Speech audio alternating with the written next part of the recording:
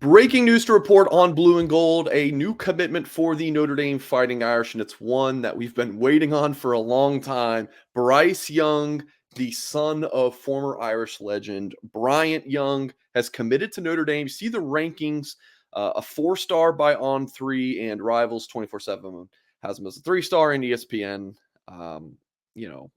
is ESPN.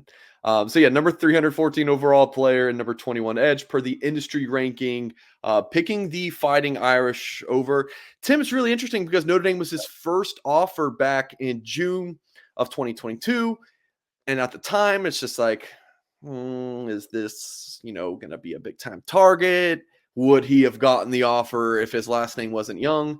Well, it seemed like no, all those things were wrong in that this kid is big time. Tennessee, Michigan, USC, Penn State, Wisconsin, Iowa, Miami. The offer list just goes on and on. Stanford and so many other programs. Great find by Al Washington and company to offer him early in the process. Again, not great find in terms of, it's Brian Young's kid. Of course, you're going to find him. But to pull that trigger offer and treat him like a priority, this is someone who they would want to have had committed a long time ago. Tim, like when he first got his offer and you see him in camp, just kind of a skitty, kind of lanky looking kid. And now, I mean, look at that picture. This is a man and he plays like a grown man. Tim, what's your reaction to this commitment? You pretty excited about this one? Oh, without a doubt. I mean, it was, first thing when he gets offered, like, oh, it's Bryant Young's kid. Okay, there's a little film. And then, he's growing up before all of Notre Dame fans' eyes. And it's awesome to watch. He is impressive. I mean, there's no doubt he's impressive. They list him only at 6'4". That is the tallest looking 6'4" dude I've ever seen because he is tall, lean, long. And you know what? He is just powerful. His speed, his get off, that slogan they like to use, speed to power. You watch this film and you just keep rewinding it. It's so impressive. Look at him run right here. It is just wild. I mean, that's swarm. I like to use that term a lot, but it's like that's an effort play. And he has it. Has good pad level, great knee bend. You see in a lot of these plays where he's getting really low and attacking. Knocks the heck out of that guy right there. That's one of my favorites. But you're getting a great lineage right there with Bryant Young's son. But he's a legit on his own. If this was, his last name was Jones, Notre Dame's recruiting him. And he's a great football player. He's another one of these guys, Mike, that it's, man, how big is he going to get? Where is he going to play? And it's like, who cares? Get him on campus. Let Matt Balis enjoy him. And sky's the limit for this young man. Do you like him at Viper right now, though, Tim? Do you think that's probably his number one projection? You know what? The more I watch Marcus Freeman, the more I've seen, the recruits, the linebackers, the guys they move around. I think he's going to be a D end. And I think this Viper position is a hybrid of what we're going to see this year with Tuihalamaka, Botello, Josh Burnham moving there. I think they really like that linebacker feel. So can he play it? Without a doubt. He could be a Isaiah Foskey type of a Viper where he's a true pass rush, edge pressure guy coming out of the boundary. Yes. But I also see this guy being 6'5", 6'6", because he's young. I've read he's young and he's going to keep growing. And there's another guy who could be 6'5", 275, which is 280 and just dominating the edge. He reminds me of Anthony Weaver, who was a great football player back in the day. Mike Goolsby played with, and Grant Irons, who was a tall, long linebacker who ended up being a rush end Viper for Notre Dame at the end of his career. So it's a great pickup for Notre Dame. Kudos to these guys because just real quick off your point. He's been around.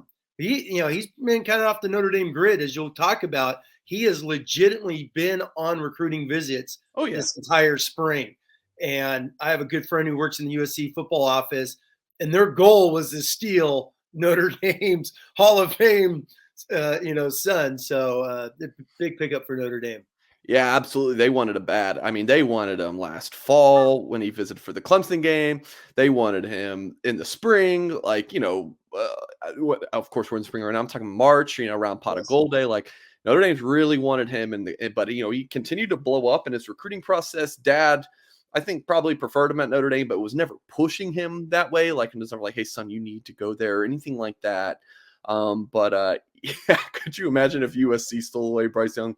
That would have been, not so good. But yeah, the Irish winning the recruitment as expected, but still, it's a really good job by Al Washington, Chad Bowden, Marcus Freeman, Al Golden, these guys securing this commitment. So yeah, nice news for the Irish. Tim, for maybe some of the younger folks, do you want to talk about his dad and what he brought to the Notre Dame defense back in the day? Oh yeah, I mean he was one of the top. He came to Notre Dame as a linebacker. Back in the day, Lou Holtz would recruit like a dozen linebackers and find out where they're going to play. Speaking of linebackers, you have Jim Flanagan's son in the 2025 class. Another linebacker came to Notre Dame, and Jim Flanagan and Bryant Young were the 2D tackles on the great 92-93 defenses. But yeah, his dad was a stud. I mean, he was just a rock in the middle, top 10 NFL draft pick, obviously NFL Hall of Famer, one of the all-time great Notre Dame football players. And it's pretty cool to see his son come in there because Bryant Young's going to be to do a lot of games, which is going to help with a lot of recruiting defensive linemen, I think, in the future. So that's going to be awesome to see as well. Yeah, nice get for the Irish. And you mentioned Notre Dame's recruiting James Flanagan, a 2025 tight end. Notre Dame also recruiting Jerome Bettis Jr. in the 2025 class. You can guess who his father is. So, and those guys were all together, those three recruits and their fathers on campus for the spring game. So that was pretty neat. Real quick, Tim, defensive line class so far. You got Owen Wafel committed. He pledged to the Irish, a year ago? Mm-hmm. You have Cole Mullins, who committed the day of the spring game, and now Bryce Young. So Wafel looks to be an interior guy. You got Mullins as a true D end, maybe a Viper. I would probably say Young is the same, true D end, but maybe a Viper. What are your impressions of this defensive line class so far? Well, you got three really good physical football players. That's one thing that pops out. Wafel's a tank. I mean, he's going to be a stud. He's 100% interior A gap football player who's going to be a stud. Mullins, like I'm saying, I see him developing.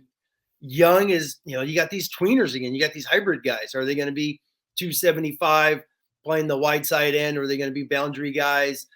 So, but you got three of them. And now if you could get a couple true, maybe one true Viper, a true stand-up rush guy that could drop into coverage, kind of like what we're going to see, I think, with this position this year.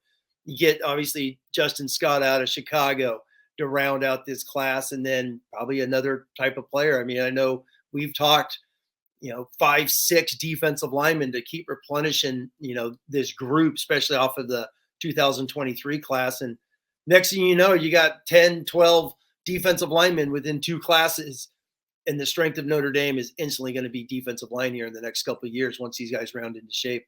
Yeah, imagine adding Justin Scott, 5-star interior defensive lineman, and then Elijah Rushing, 5-star edge. Oh. I mean, if Notre Dame wasn't able to get Keon Keeley, Elijah Rushing looks like a clone of him. Yep. So imagine that being, getting to Notre Dame 5 defensive linemen, and then if they need to take 6, they could sign Tim Hyde, and it's an A+ class. I mean, seriously, that would be one of the best Notre Dame defensive line hauls ever. Really, just with Scott and Rushing alone, but some really good talent there. So make sure you let us know in the comments what you think about this commitment. Positive vibes only, please. Especially when we're talking about high school recruits. But yeah, let us know what you think about this news.